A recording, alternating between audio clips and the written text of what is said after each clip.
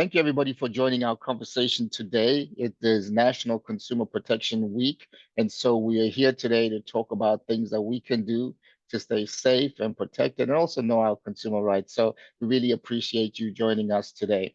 My name is Strat Maluma. I'm an Associate Director for Advocacy and Community Engagement with AARP. I also lead our AARP Fraud Watch work throughout California. Our Fraud Watch network is all about fraud prevention and education to help people stay protected from frauds and scams, and it's available to anybody. And we do this through events like this, through outreach, through education and educational events, as I said. So today we've got a real great panel of guests that we've assembled to talk with you about the work that they're doing, what they're seeing in terms of the different types of frauds that are out there, things that we can do to stay safe, and you'll also have a chance to ask them questions directly. So before we get to them, just a couple of agreements that I hope we can all follow just to make sure that our conversation, everybody can hear our conversation. Keep yourselves on mute. When we get to our Q&A time, we'll invite you to take yourself off mute, come on and ask your question. We also invite you to use our chat feature to post your question or your comments about today's conversation.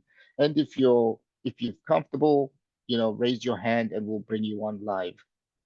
Please assume good intentions and use respectful language with each other. And then also just a disclaimer, and I'm sure our speakers will also mention it, that the opinions that they share in their presentations and in their comments today are theirs and may not necessarily represent those of their agencies. So, as I say, we have a great panel of experts that we've assembled here today. Really appreciate to have their time to spend with us to share what they're seeing in their agencies and to allow us to ask them questions and also for them sharing with us. So really appreciate all of them for making the time. We'll be hearing from folks from the Federal Trade Commission, the Placer County District Attorney, as well as the Social Security Administration. So I know you want me to get out of the way so you can hear from our experts. So let me introduce our first expert. It's my pleasure to welcome Delilah Vinzon. She's an attorney with the Western Region Los Angeles Office of the Federal Trade Commission.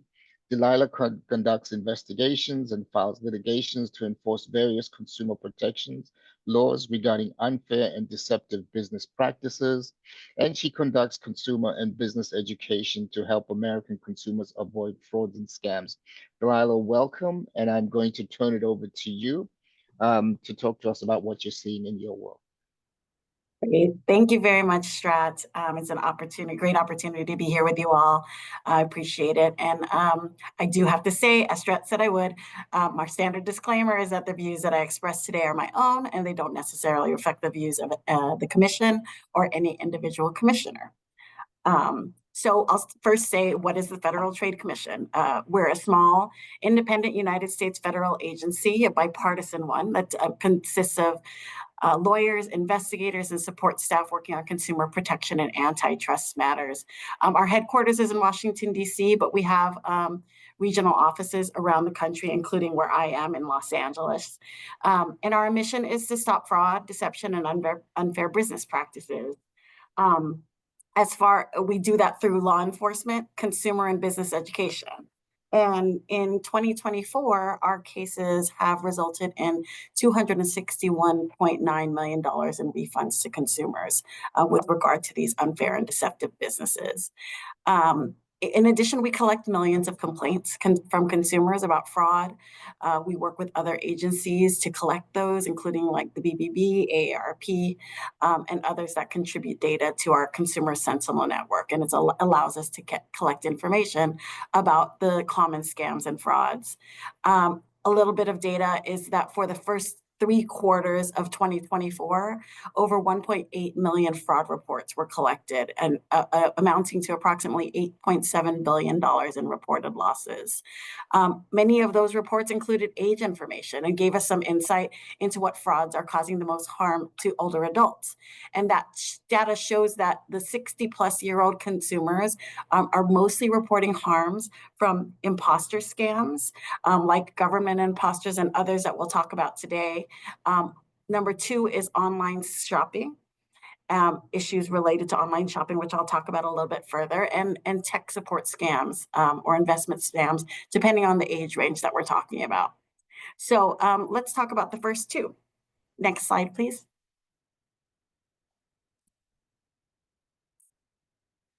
Imposter scams are one of the most significant causes of consumer losses that we see. And so what we want to do is talk to you about them so you can avoid imposter scams. And to do that, it's important to talk about how they work. So some of the hallmarks of imposter scams is that con artists pretend to be from the government or well-known businesses or a trusted friend or relative. They claim they need money or you have to pay money to stay out of trouble. And sometimes they'll provide personal information to you. They basically will describe dire circumstances that require you to act fast. And then ultimately, they're going to ask for payment. Usually, it's going to be asking for payment by wire transfer or some kind of prepaid gift card that's going to be hard for you to get back if you were ultimately scammed. A couple examples of these that are disproportionately affecting older adults are, as you see here, romance scams and grandkid or grandparent scams. With regard to romance scams, these are online dating scams where the imposter poses as someone else, usually on a dating website, and they build in the time to develop, a relationship. But they try to move quickly, and so they'll quickly profess their love. They'll move on from the dating site to regular emails and phone calls or texts, and find a reason to quickly ask you to send them some money. All of those are serious red flags of somebody who's after your money and not you. And the request for money might be for a ticket to give me cash so I can visit you, or maybe they express some kind of disaster that they're experiencing and they really need your help because they rely on you and they're preying on your willingness to help them. And so maybe they have a surgery or somebody's family member is in real troubled times. Maybe they need, some kind of legal assistance. So these are designed to prey on you and kind of appeal to your good senses and your sensibilities to try to help people. And so the best thing to do in those circumstances is just stop. Don't be rushed into anything. Take a moment to think, what do you really know about this person and what their intentions are? And ultimately tell the person who's asking for money that your money is either not within your reach, or you can just say you kind of have a policy of not sending money to anybody or lending money to anybody. Whatever you do, find your way to not sending any money to somebody in particular. Don't wire money or provide any type of prepaid card that sends money to them, because those are just impossible to get. As far as grandparent or grandkid scams, these scams are someone who calls to pretend to be a family member. So for older people, it often involves somebody calling to posing as your grandchild or somebody speaking on behalf of your grandchild. So you get a call, grandpa, I need bail money, don't tell mom. And there's always some kind of secrecy around it. And they sometimes, because they can use social media and access your information, otherwise, they might give some personal details. They might have the right name. They might be able to do, enough to convince you that it's that person. But again, they'll say that there's an emergency and they need to get some cash. They need to either get out of jail or they need to pay a hospital bill or something along those lines. And they'll ask you again to transfer money some kind of quick way, wire or go to the 7-Eleven and get a gift card and then give me the information, like the numbers on the back of the card, so that they can access that money. Basically, they're trying to get you to act fast and send money before you realize it's a scam. And so again, what you want to do is stop. Don't send any money. The best thing you can do is get off the phone with that person and check with the actual family member or friend. Call them directly. See, even if they've told you it's a secret and they don't want to get in trouble, this is your time to check in with some family member. They might be able to tell you where this person who's in danger supposedly actually is. Like, they're not out of the country and needing to be bailed out. They're taking a math test at school or something like that. So you don't want to, again, wire any money or any prepaid cards. Just be conscious of sending money to anybody that you haven't confirmed is actually your family member. The next one we'll talk about, if we could go to the next slide, is online shopping. And this is the next most common fraud that older adults complain about. It's online shopping presents risk associated with bad products, hidden charges, fake reviews, deceptive claims for free trials that involve unknowingly signing up for subscriptions that are automatically deducted from your bank accounts. So here, what you want to do is pay attention to the details. Before you buy something online, know when it will ship and what to do if you want to return it. FTC rules, and this is part of knowing your rights, FTC rules require sellers to ship items in the times that they promise within their ads. So if it says that it's going to ship to you within 7 to 10 days, make note of that. And if there is no time stated, then the default rule is that it has to be shipped to you within 30 days. And if it's not shipped to you within 30 days, you're entitled to a refund. Many sites offer tracking options, so you can see where your purchase is and you can estimate the time in which you'll get it. Other things you want to do is to check the seller's refund policies. The site should tell you that if you return return an item, are you going to get a full refund? And if you return it, you're going to want to look at some details like who pays the shipping costs if you return. So if you buy something and it's going to cost you, you think it's returnable, but you're still going to have to pay $10, $15 for both directions of the shipping, that's something you're going to be mindful of. And how many days you have to return the item. And if there's things like restocking fees or other charges, these are just things you want to be mindful of before you move very quickly in buying things online. Also, sale items. Oftentimes they will say these sale items are not returnable or no refunds, final sale, those types of things you want to be cautious of, and they should be disclosed to you. On free trials or subscriptions, you want to make sure you read the details. If the business will keep charging you on a monthly basis, you have to be mindful of that. So you want to assume that it will, and you have to look for kind of hidden check boxes that you can check or uncheck to opt in to these monthly subscriptions. Be very mindful of boxes that are pre-checked. Some businesses will use these hoping that you won't notice and you won't uncheck the box, and they'll later on say that you agreed because you didn't uncheck the box. And what's important is to know how to cancel. If you should end up signing up for subscription or try out a free trial, you should the business website should have an explanation on how to cancel it. And businesses should be making this easy for you. It's a law. So if it's not clear on how to cancel, then you shouldn't sign up for it. If you're charged without your consent and the company won't refund you, you should reach out to your credit card company right away. Another thing to be mindful for online shopping is credit cards are going to give you a little bit of protection.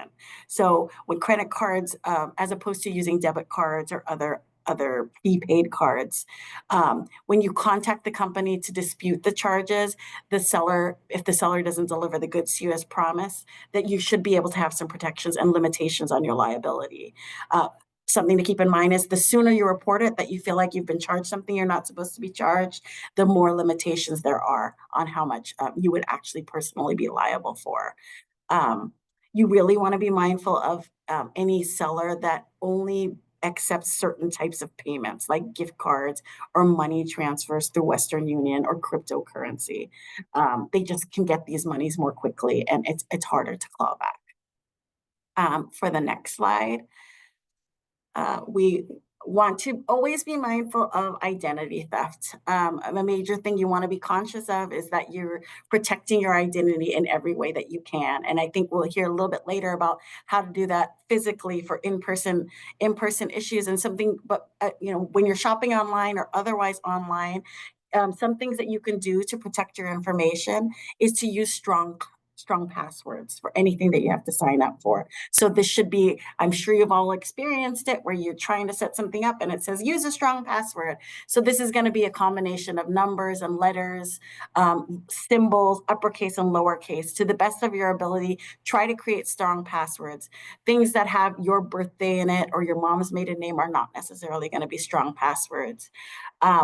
Something you might be seeing more of, or you should look out for, is the ability to do multi-factor authentication.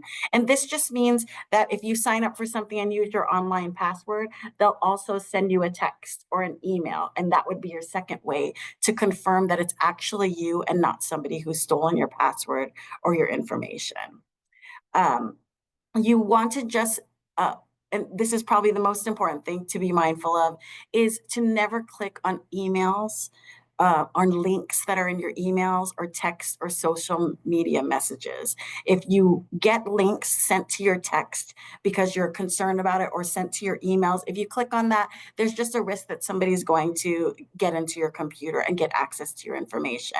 So always be careful about clicking on any links. If it's something you think you should follow and something you think you should look at, go ahead and separately go into your own internet browser and type in what it is that you're looking for, as opposed to just clicking on links, just because those are particularly dangerous for identity theft. If you do ever feel like your identity has been used, you've been signed up and start getting information about a business or website that you never signed on for, you can check out identitytheft.gov. This is an FTC site that you're seeing the main page for here. And this is how you can report identity theft, and it will actually take you through the step-by-step process. You'll just follow the prompts and it will give you the details of what to do. Next slide, please. So just because it's timely, Los Angeles is still recovering from the wildfires that deeply impacted our communities. We're actually getting a little rain today, which is always nice. And so our hearts obviously go out to everyone that's been affected, and we just want to talk about this in particular because, unfortunately, when disaster strikes, scammers get to work.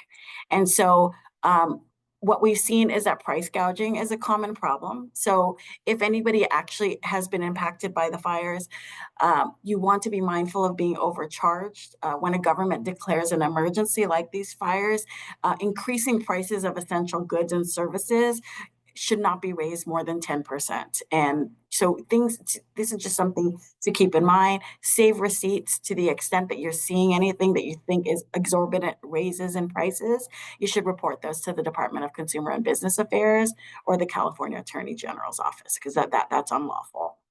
Other common scams that we see during disasters are cleanup and repair scams. So you want to be skeptical of anybody who's promising immediate cleanup and repairs, demanding payment out front. You want to check out anybody that you work with, make sure that they're licensed and you're entitled to see their license and have proof of insurance before anybody starts working on your house or any of your land. The other thing is to be, again, imposters or impersonator scams. FEMA does not charge application fees. That's something you should know. And if you are being asked to pay something up front, that's a scam. The best thing that you can do is go directly to FEMA.gov, and find out information there. And one thing, so even if you personally weren't impacted by the fires or any disaster, oftentimes people want to reach out and they want to help. And so what we do end up seeing a lot, scammers start charity scams. So you want to be mindful of any unsolicited asks for personal and financial information, calls asking you for donations and pledges. In particular, GoFundMe scams are running rampant right now. So people will put up, some story about somebody that might not be real. And unless you have a personal connection to that, it's something you want to check out and be careful about sending money, because that's money that you're not going to be able to get back. For actual charitable organizations, you can check give.org or charitynavigator.org. Put the name into those to confirm that you're giving actually to a trusted charity. And if you don't feel comfortable, then just don't contribute. Find ways that you can be safe and to ensure that your money is going to the right place. Next slide, please. So if you do encounter a scam or fraud, then you we would ask that you really report it.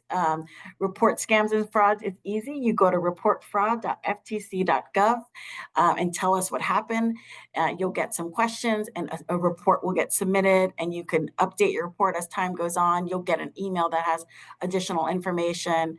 And by reporting, you're really helping FTC and our law enforcement partners to build cases to stop these scams and also alert others in your community about the common frauds and scams that we're experiencing.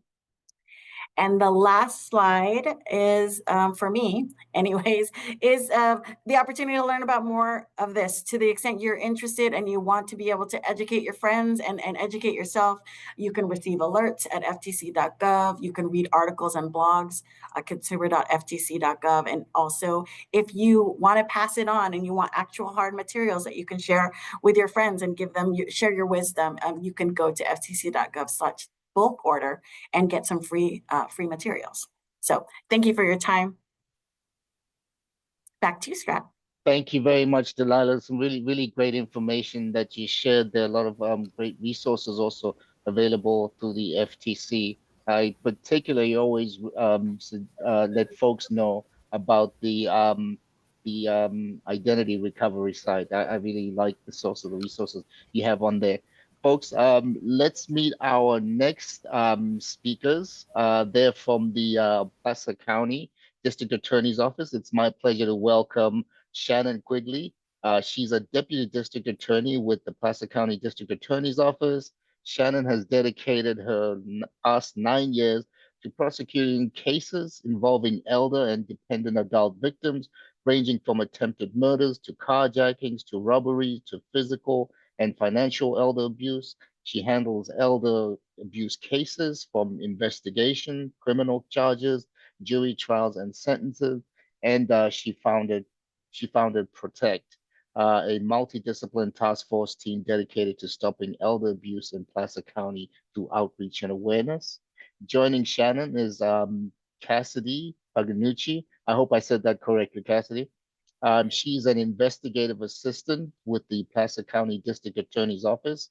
Cassidy provides support to elder victims of crime and uses proactive approaches to prevent further victims. She is committed to an elder abuse multidisciplinary task force, also known as Protect, which stands for Providing Resources and Outreach to Elder Citizens Together. Ms. Paganucci her work centers around keeping older adults safe and connecting them with resources to promote and restore their well-being. Thank you both for the work that you do, and welcome. Thank you for having us, Strat. You're welcome. So as a prosecutor, I want to talk a little bit about the types of elder abuse cases that we see. And I want to focus a little bit on the in-person scams and frauds that we see hitting some of the citizens, our elder citizens here in Placer County, which is in Northern California, for those of you who aren't familiar with Placer County. So I'm just going to give a few examples of some of those cases. So let's say, as an elder adult, I require someone to help me get groceries throughout the day. And so I decide to give my debit card and my PIN number to my caregiver to go down to the grocery store and get me 5 bags of groceries. And my caregiver comes back and gives me those 5 bags of groceries. That is not a crime. But what we are seeing is that caregiver goes down to the grocery store, uses the PIN number, uses the debit card, gets 5 bags of groceries, and comes back and gives our senior citizen 2 bags of groceries. And our senior citizens aren't asking for receipts, they aren't checking their bank account, and they have no idea how much that person is actually spending at the store until their entire bank account is empty. So there's a different way of handling that. You can either do gift cards. You can also open a second account where that perpetrator has access to maybe $1,000 if they empty out the entire account. But they ultimately aren't going to empty out your entire life savings if they were to clean out that account. Another example, let's say that my grandmother is going into the hospital and she's going to have a surgery, and I convince her, hey, Grandma, I know you're really worried about paying your mortgage and your bills, and you want me to take care of everything while you're in the hospital and while you're recovering. So let's just go down to the bank. You can add me to the bank account. I'll take care of everything while you're in the hospital. Don't worry about it. And so we go down to the bank and she adds me to the bank account. right? She goes into the hospital, she gets out. About 4 weeks later, she goes down to the bank and they say, "I'm so sorry, Laura, your granddaughter was here and she withdrew $100,000. Is that a crime?" Well, by going down to the bank and by adding me as a joint owner to the bank account, she gave me access as a joint owner to those funds. And those cases can be very difficult to prosecute. So when someone convinces you to add them to the bank account, that can be a huge red flag. There are many other options to consider, like a power of attorney. Powers of attorney are very important. If you don't have one, you should consider getting one. There are two main powers of attorney: a durable power of attorney, which means the moment I sign it, I give Cassidy the ability to make decisions for me, but I don't give up my ability to make decisions. It just means that she can also access my bank account. But it means that when she accesses my bank account, she must do it in my best interest. So if she goes and takes the $30,000 out of my account and goes and buys herself a brand new car, we can prosecute her for that fraud. So consider having a power of attorney in place. There's also a springing power of attorney, which means the doctor has to deem me incapable of making my own decisions before Cassidy has the ability to use that power of attorney. But the power of attorney is really important to have in place, because if you don't have one and something happens and you lose capacity to make decisions or access your finances, it can be a much more complicated court process in order to have someone make decisions for you. Some of the other in-person scams that we are seeing is someone coming into your home, whether that's a caregiver or a house cleaner, or someone even knocking on your door and saying, "Oh my gosh, I'm here with my little girl. She really needs to use the bathroom. Can we come in just for a minute so that we can use your bathroom?" And what happens is when they come into your house, they know where they can look for things of value, right? If I can tell you, "Hey, if I'm coming into your house and I want to find your checkbook, I'm going to look in your purse." And your purse is usually by your back door or by your front door. It's usually open and easily accessible. If I'm going to look for your medication, I'm going to look in the medicine cabinet, which is usually the bathroom that I just sent my daughter in to go use as a restroom. If I'm going to look for jewelry, I'm going to distract you. Maybe it's a two-person crew. One's going to keep you busy while the other one goes and uses the bathroom. And goes through your jewelry and takes your jewelry. So be careful of anyone who's knocking on your door or coming into your house. And if I can name the place where your jewelry, medication, your purse might be, you should move those items to a separate place, put them somewhere secure so they aren't easily accessible. Same thing is true at grocery stores when we go out in public, right? Ladies, when you go grocery shopping, where do you put your wallet and your purse? You put it right in the middle of the grocery cart, right? And I'm guilty of this too, and mine's usually wide open, right? We're seeing a huge increase in cases where we have two people coming in, they distract the senior, they take the wallet right out of the purse in the cart, and then they go to Target and Walmart and they rack up a bunch of debt for the senior's card before the senior ever realizes that their wallet is missing. The same is true about shoulder surfing. When you enter your PIN number at a register, we're seeing a bunch of cases where they'll have a two-person team. They will watch you enter your PIN over your shoulder. They'll create a distraction. So they'll either drop cash on the ground, they'll create a distraction so that they have access to your wallet. Maybe it's still in your hand, and they will very slyly take your debit card out of your wallet. And then they will go to your bank and they will withdraw the funds now that they know what your PIN number is, and withdraw funds from your bank account before you even realize that your debit card is missing. And then the last scam that I wanted to talk about that we've seen recently is computer viruses scams. So we had a case recently here in Placer County where we had a woman who had a virus pop up on her computer that said, "Oh my gosh, your account has been hacked. Your computer has been hacked. You need to call this number immediately." So she picked up the phone and she called the number, and they said, "Oh my gosh, do you bank on your computer? Your account has been compromised. You need to protect your money. You need to pull the money out of your account and you need to take it to the Federal Reserve. Here's how you send your cash to the Federal Bank Reserve." She went down to the bank. She withdrew $11,000, her entire life savings, everything she had. She followed the instructions. She went to the post office. She put the cash in the box. She sent it to the address that they gave her. And she essentially mailed the money to the perpetrators on the other end. Thankfully, in that case, we were able to get involved and we were able to catch the man on the other end who was receiving the cash and the box. that doesn't happen very often. A lot of times those scammers will come in and give some sort of ploy of go to the bank, withdraw a large amount of cash, tell them that's for contracting or something at the house, and send it to us. So just be aware that any pop-ups that show up on your screen, if you can shut down your computer, open it up. If it's a scam, it usually won't come up again. Take it to an IT service or Best Buy or a technology center rather than calling the number that's on your screen. And a good red flag with that is if the scammer is asking you to keep it confidential. So they tell you, like she mentioned, when you go to the bank, they have a script for you to tell the bank teller why you're taking out the funding and to not tell anybody else about it. Just notice that as a red flag. You want to go to the next slide, Strat? So then some of the solutions that we can give you for not becoming for scams, so you don't become a victim, is locking your mailbox. So we mentioned having valuables hidden as well as your mail. So a lot of scammers can rummage through mailboxes and get personal information or find out who you bank with or who your cell phone provider is. And then they can call later pretending to be them. And you might second guess and think that they actually are legit, and then they scam you into giving them your account info, and then they can take money from you. So avoiding identity theft by locking your mailbox and shredding documents is really important. We find a lot of identity theft, like we mentioned earlier, and that one way to check your credit report or checking your credit report helps also prevent you from becoming a victim of scams. So that is free to do on each credit bureau. You can do it once a year.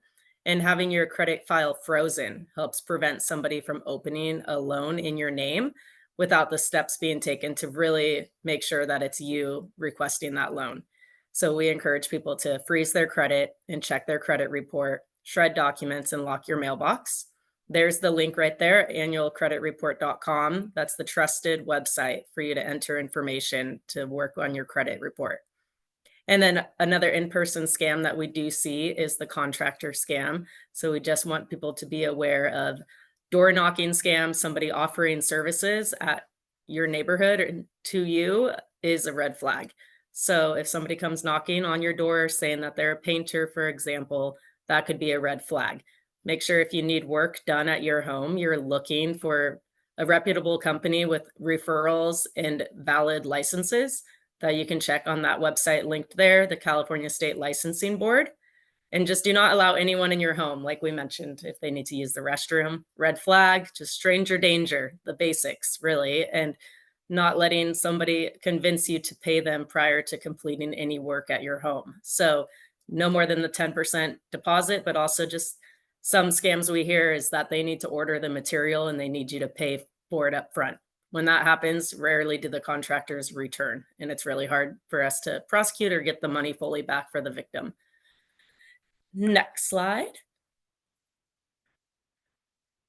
So I got this info from the FTC website, and this is one of the slides we use when we present in our community about signs of a scam. These are the top 4 ways to recognize a scam.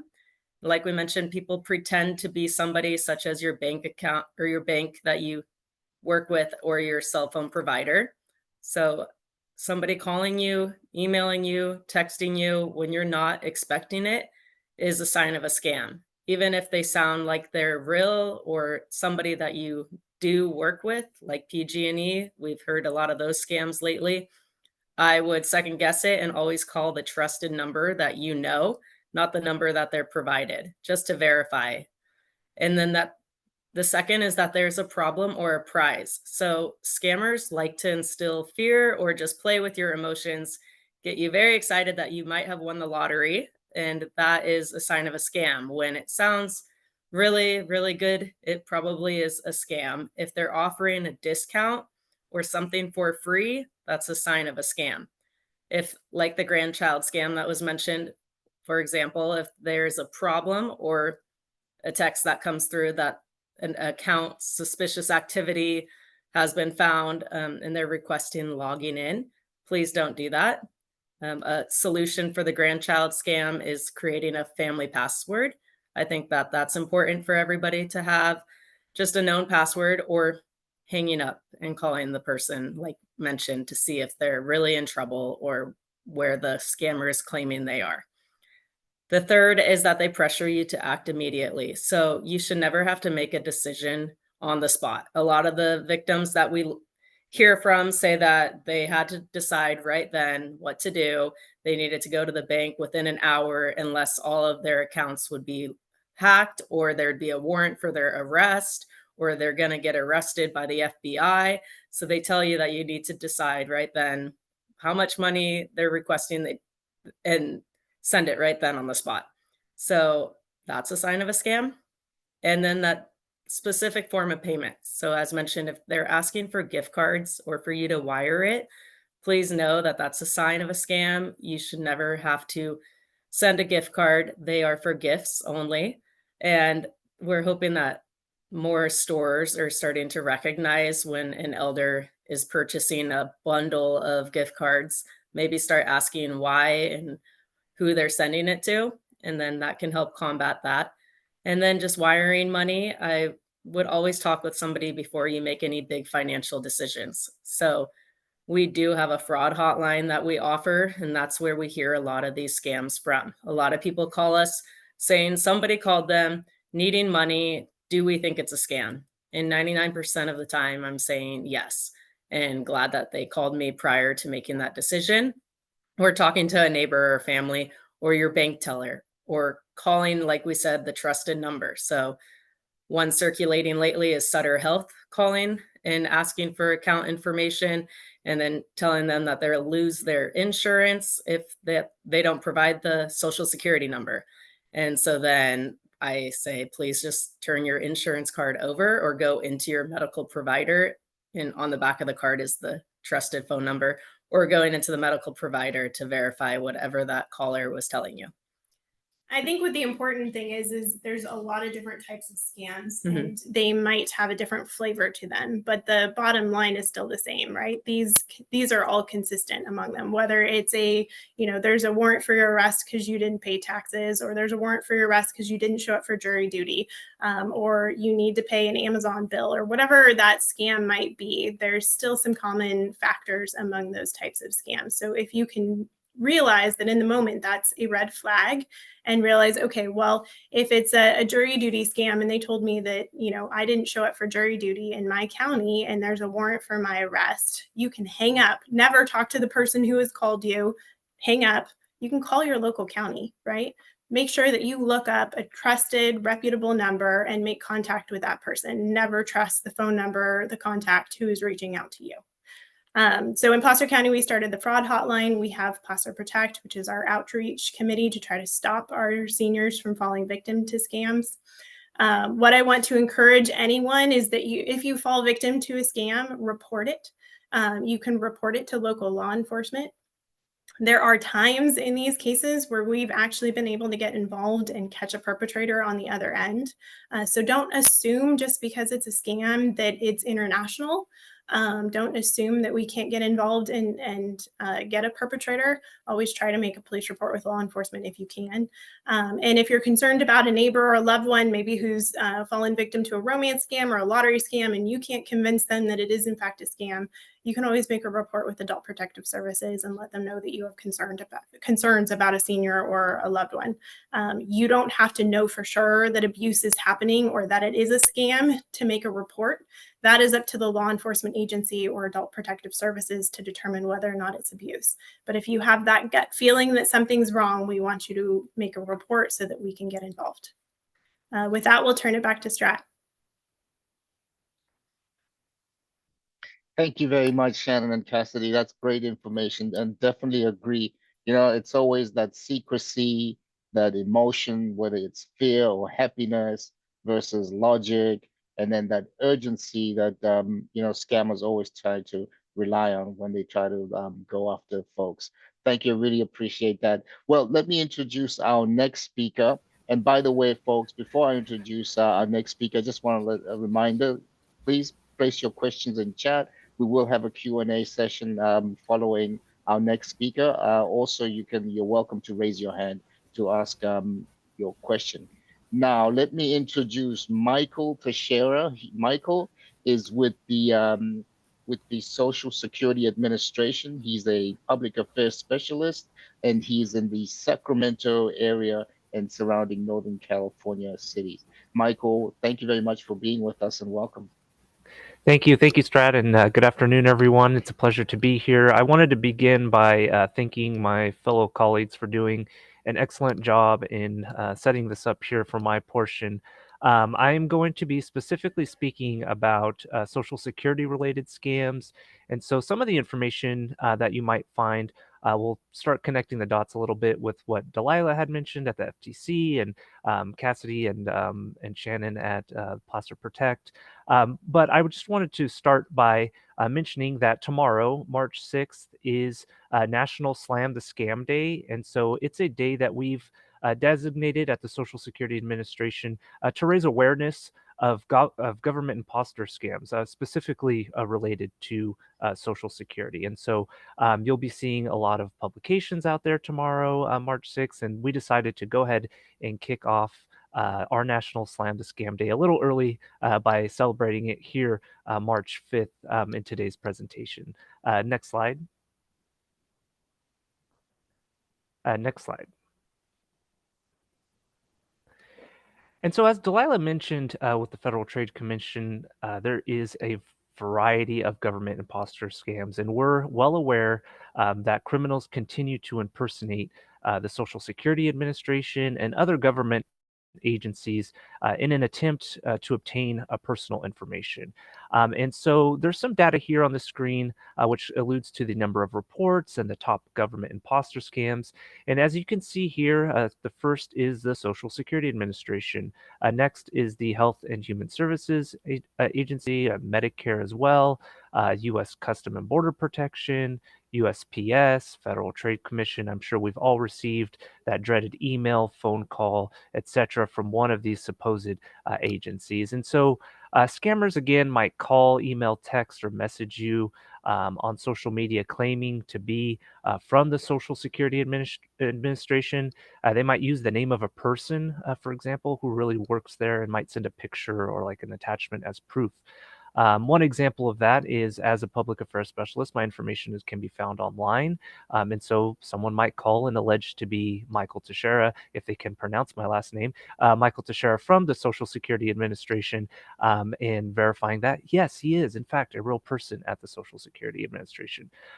One keynote before we get into some of these specifics is that Social Security employees do contact the public by phone for business purposes. Meaning, if we do not have a business purpose with you, for example, you're working, you're not collecting any sort of benefits, you didn't ask for a replacement card, there was really no contact with the Social Security Administration, that would immediately be a red flag.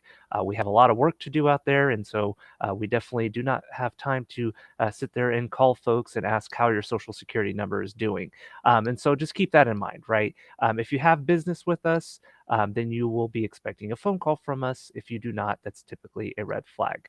One way to verify that someone is in fact from the Social Security Administration or any other agency is to politely ask for a callback number at the local field office, in which you'll be routed to a specific extension and an employee at that specific field office that's requesting that information. Next slide. And so this is a graph here showing the reports for the Office of Inspector General. And while some of this data was for most of the year, it really paints the picture, which is scammers do not discriminate by age. Really, anybody within any given age could be subject to government imposter scams, trying to obtain your personal information. Now, the amounts that we see in terms of how much is scammed and the liability of the amounts do vary by age. And so within certain age ranges, you'll see here the amounts that they tend to that have been reported and the values that have been reported are the highest amongst the 70 to 84 range. However, as the reports indicate here, they do not discriminate by age. So younger folks typically think, well, I'm not going to be subject to a government imposter scam or any sort of scam. That's very false. So stay diligent and again, report the scam, which we'll get into here in the next few slides. Next slide. So one key feature that I wanted to highlight is the anatomy of an imposter scam. So imposter scammers, they utilize international call centers, which then they'll utilize a gateway carrier to then contact the victim, to then obtain a payment, to then mull the money across various channels. And this is a very elaborate money laundering network, which makes it difficult to trace back, right? So it's important to stay diligent. It's important to not, relinquish your personal information. And we'll go ahead and get into specifics here on what to look out for and how folks tend to obtain your personal social security information. Next slide. So social security related scams, as I mentioned, criminals continue to impersonate SSA and other government agencies to obtain personal information or money.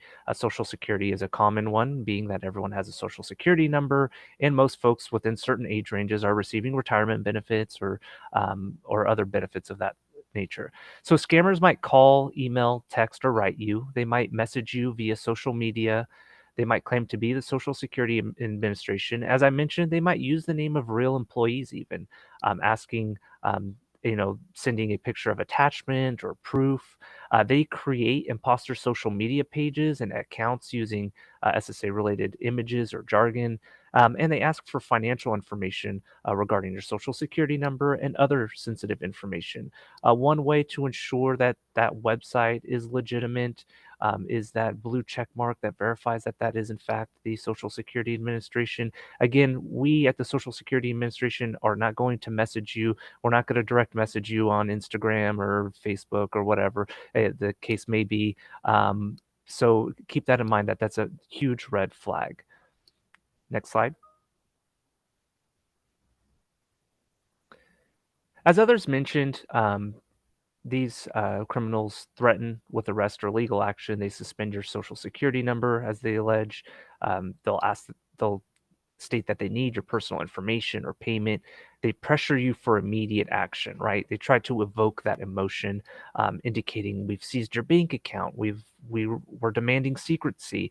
Again, we're not going to direct message you on social media or ask for any of that sensitive information through social media. So just be diligent. These are huge red flags in reference to social security related scams. Next slide. So 4 signs of a scam, and we'll get into the specifics of how criminals impersonate the Social Security Administration when it comes to pretending, stating that there's a prize or problem with your Social Security benefits, pressuring you, or demanding payment. Next slide. So the first is pretending to be the Social Security Administration. They use very elaborate headings. They will send notices that are false. Oftentimes, there's grammatical errors within those notices, so be diligent about that. They'll send you an email claiming to be the Social Security Administration. And so I wanted to use this time to also mention that one of the best ways to defend yourself, as the common saying goes, the best defense is offense, right? And so the way to do that is creating your My Social Security account to ensure that the information on your record is accurate, that if any communications that do come from the Social Security Administration will be coming via that login information in your My Social Security account. Again, they use very elaborate headings. They use real names of people from local offices and things of that nature. Next slide.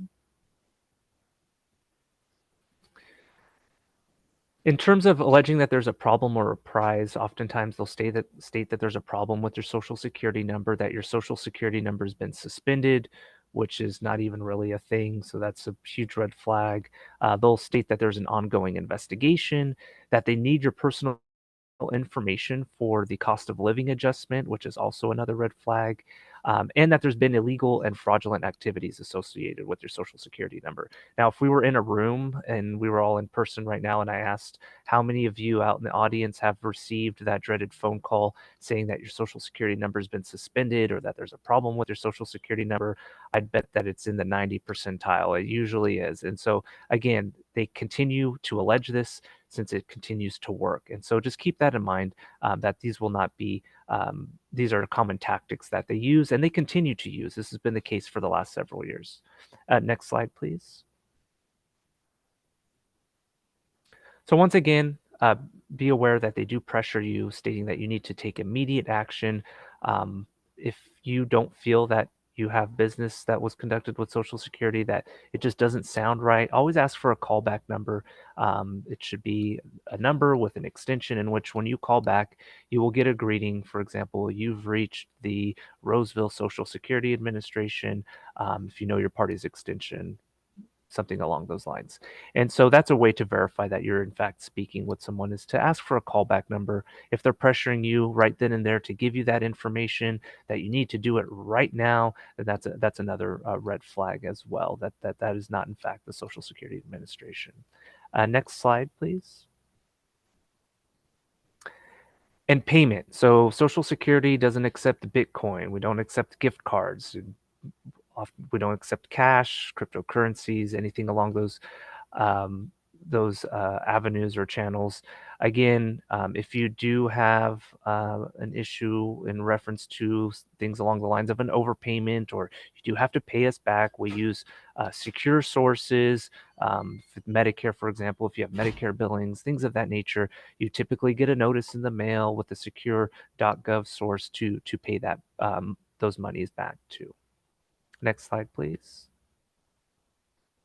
And so how to slam the scam. So first of all, if you receive a suspicious call, hang up, don't give them your personal information, don't trust your caller ID, don't give them money, report the scam at oig.ssa.gov, and don't believe them. I also mentioned to folks, the best way to spread awareness is amongst the community. So don't be embarrassed to talk about it. If someone has reached out to you and alleged to be the Social Security Administration or whichever other government agency that they might be alleging that they're from, be diligent. Let's protect one another and share that information with one another to ensure that we all protect each other from these scams. Next slide.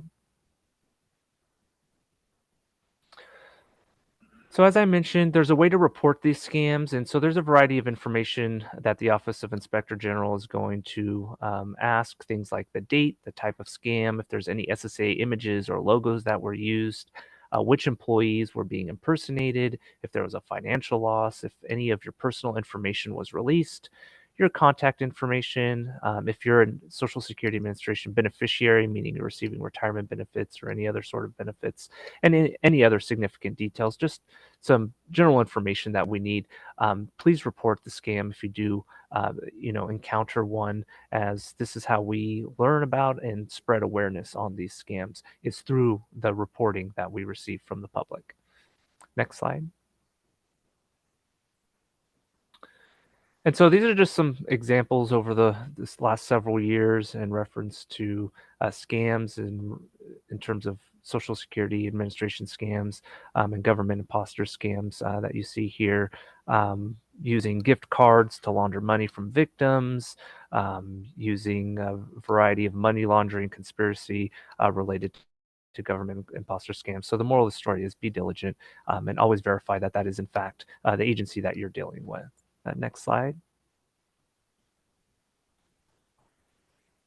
This here is a QR code for reporting the scam. You can visit oig.ssa.gov/report. An easier link would be to go to our website at ssa.gov/scam. There's also a way to report the scam on there, as well as many other resources. Again, we utilize tomorrow, March 6th, as a day designated to spread awareness for government imposter scams and Social Security related scams, but we do our best effort to spread awareness throughout the entire year, as this is a very prominent issue in the community. And so many of our outreach efforts are geared to these sort of audiences. So again, just keep in the loop on our blog, on our website, subscribe to our website. As information comes, we tend to share that with the public. Next slide.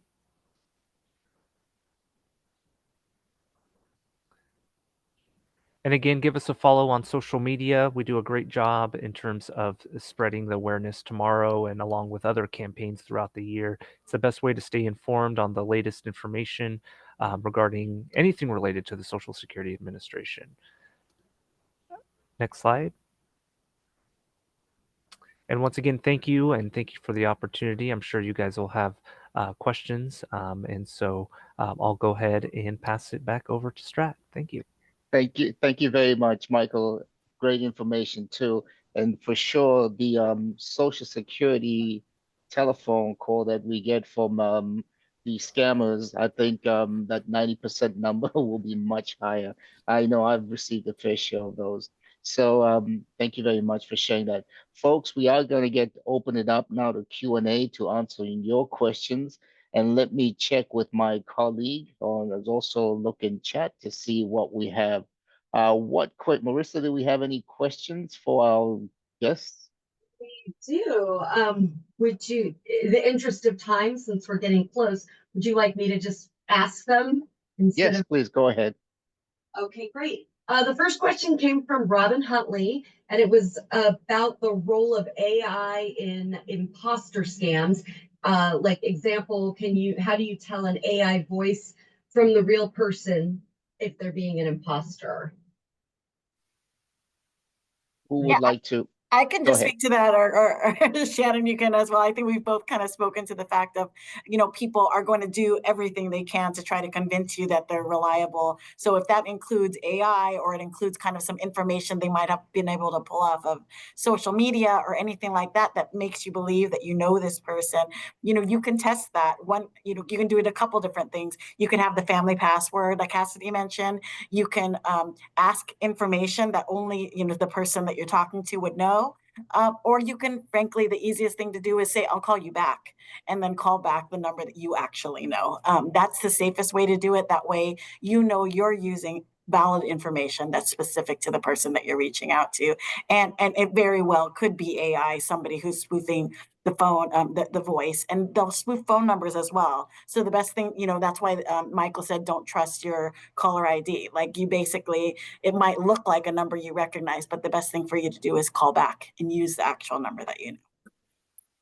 Great advice. AI really makes it a challenge, and for us, but makes it so much more easier, I think, for scammers.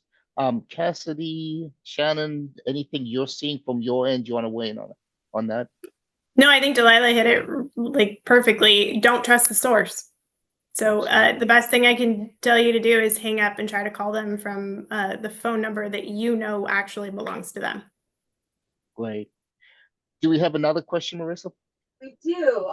Well, we had another one from Robin, which was, is requiring the use of PayPal, Venmo, etc., as opposed to accepting a traditional card, I'm guessing credit card, is that a red flag? It can be. It's not necessarily the case. There are, if you know it to be a legitimate business, sometimes that people do take that payment that way. If they're demanding that you make a payment in any particular way, I would say that's the red flag, as opposed to accepting things you might traditionally expect them to accept. Shannon, Cassidy, Michael, you guys might have other tips there. Yeah, my only red flag to that is there have been scams involving where someone has reached out to you and said, "Oh my gosh, I accidentally transferred, $4,000 to your PayPal account. I need you to transfer that money back to me. I'm going to lose my job if someone, if I don't get that money back." And so they'll convince you to give them money from your bank account in order to recoup the money that they claim that they've sent to your PayPal account. So if there's any money transferring involved in your PayPal, that should be a huge red flag, because what happens is whatever PayPal money that they're sending you isn't actually true. You're just sending them money from your bank account, or you're involved in a money laundering scam and you don't actually know it. So PayPal, Venmo, those can be used for money laundering. So be careful when you use them, but it's not necessarily an indicator of a scam. Great. I have a couple questions that have come in about specific situations folks have received or had experienced. One was about a text where they were told that their Apple ID had been used to make a purchase. Click a link to verify it. And this person didn't have an Apple ID. So they wanted to verify that this was a scam. I think the answer is yes by all the shaking, nodding Don't heads. click the link. And then another similar type of situation, a credit report shows that a different person has their social security number. And it looks like there might have been a typo that occurred years ago. Is there a way to get that person off my records? I ran my credit report because I like to stay on top of it. And when I did, they mailed back a form that you could dispute if you saw anything that looked wrong on your report. So there should be a letter included for you to fill back out. At least that happened when I used Equifax. Great. Right. Anyone else? Anything for that? Or I can do my last question. All right, let's go to your last question, Marissa. The last question is from Scott Collins, who asked if they could talk a little bit about jury duty scams briefly. I can talk a little bit about it. Jury duty scams are just another version of a, there's a warrant out for your arrest because you didn't show up to jury duty. If you're really concerned that you didn't show up for jury duty, I would recommend that you call your local county and find out if you were on the jury duty list. Typically, I won't make any promise, but typically there aren't arrest warrants for failure to show up for jury duty. So that it's probably a scam. But again, my suggestion for any of these scams is if you have concerns, you do not call the number, you do not do anything within that scam. So it says call this number to, pay the fee to avoid your arrest warrant. Do not do that. Instead, if you really have concerns, call your local county courthouse and find out what their procedures are with regards to jury duty. Great. Thank you. That Great. was questions. Thank you very much, Marissa. Appreciate you being our question manager. So folks, scammers are always after one or two things, either your identity or your money. So, however they come to you, whether it's the jury duty or grandparent scams or romance scams or tech support scams, they'll always be looking forward to get one of those, two of those things. So unfortunately, we're out of time. I do want to thank my wonderful powerhouse panel, Delilah, Cassidy, Shannon, as well as Michael, for being with us and sharing their insights, their wisdom and knowledge with us and answering your questions. And I also want to thank you for joining our conversation today, as it is National Consumer Protection Week. I hope you take this information and keep yourselves protected from frauds and scams. In the chat, there's a lot of great resources that we've posted for AARP, as well as those from our speakers. Please feel free to download them. You will also get an email following this event with a little bit of a survey in it, but also where you'll be able to access those resources as well. So thank you very much for joining us and have a good rest of your day. Bye-bye.